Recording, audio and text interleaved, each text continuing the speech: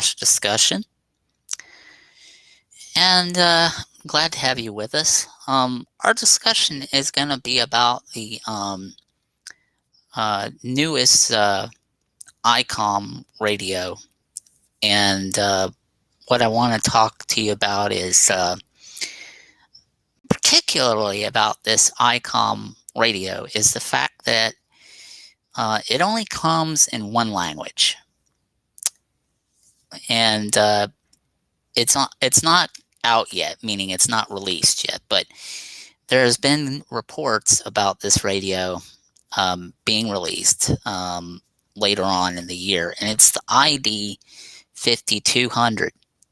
Right now, DX Engineering has it for reserve, meaning you could put your name on a list, and when it comes out, you could be the first one to get it. I looked at it on YouTube a little bit earlier. I watched a YouTube video about it. And the only thing that was, interesting, or basically the thing that was interesting about it is it had a bigger display on it, meaning this display was a lot bigger than the 51, which I currently have. I currently use the 5100. As you can see, I've got the 5100 right here. And I currently use that one when I'm not, having to deal with COVID or anything like that. And I was using, I'm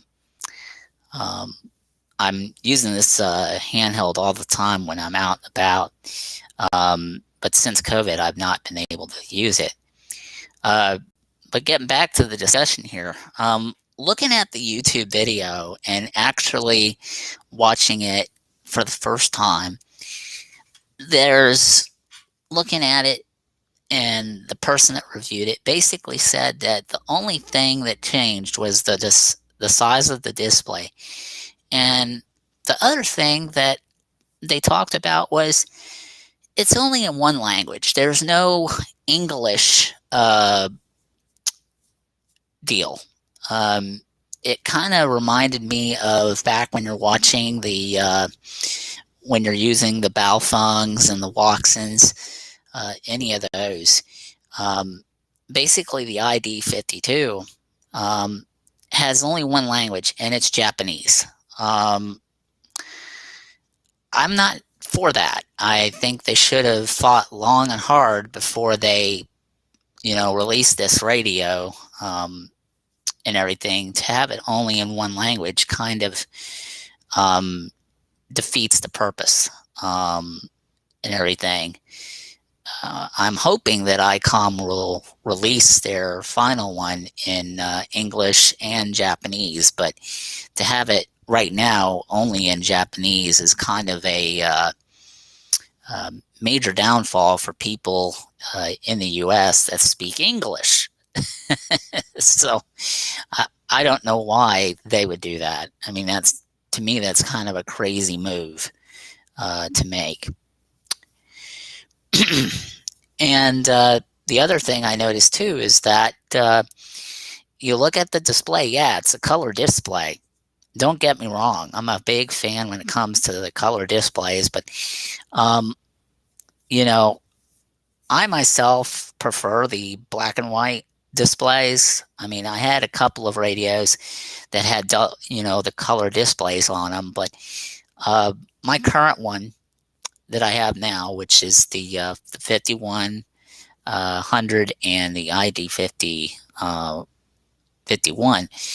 those have basically dual displays. You can have your bright display, which is black and white, or you can have your basic black and white display.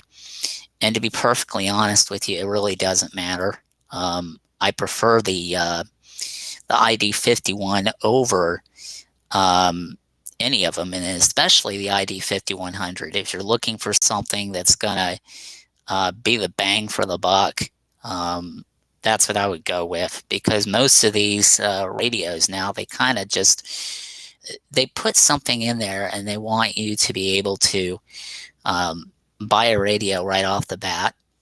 And the fact of the matter is they just, they can't seem to make up their minds what they want the radio to look like.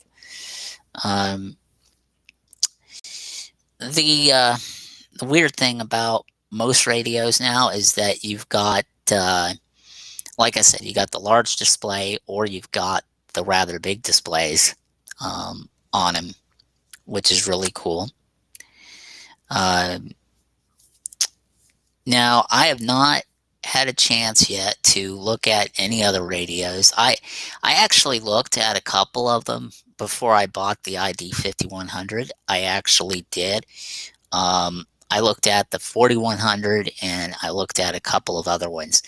And what sold me on the 5100 was the very nice display on it, and the fact you can switch it from one band over to the other. Made it even more nice that you can basically do it like that. The next selling point for the 5100 was the I didn't buy the stand for it. I had my stand custom built for the 5100, and yeah, you hear the radio in the background. I actually have it on in the background, and got good audio to it. I mean, it's not too bad. If you think about it, there's a lot of people that want a good radio that's worth the price and worth the money. And I myself prefer something that's going to withstand my use, meaning like, I'm pretty hardcore with equipment, like especially with these microphones. I got the microphone for the new radio here. Let's see, can I get that in frame? There we go. Yeah, I want to make sure I got it in frame. Here's the microphone for the 5100. It's it's a little smaller, or actually it's the same size mic as the other ICOM that I used to have, the ID880, which I had sold. No sooner did I buy the 5100, I had an offer come in on the old radio, so it found its way to a new home, which was God willing, a good decision, which it was. It was a good decision, and that guy loves it. So, but bottom line is, find a radio that suits your needs. But I wouldn't buy the 5200 yet until ICOM, of course, fixed that bug with the Japanese thing. And if it's only going to be in Japanese, don't even bother. But anyway, that's my review of the ID 5200. Go to HRO or any websites that have that, and even go to icom.com and say, hey, are you guys going to release that video, that radio in English format? Because right now it's just in Japanese, and I'm not a big fan of that right now. But thanks for watching, and we'll see you next time.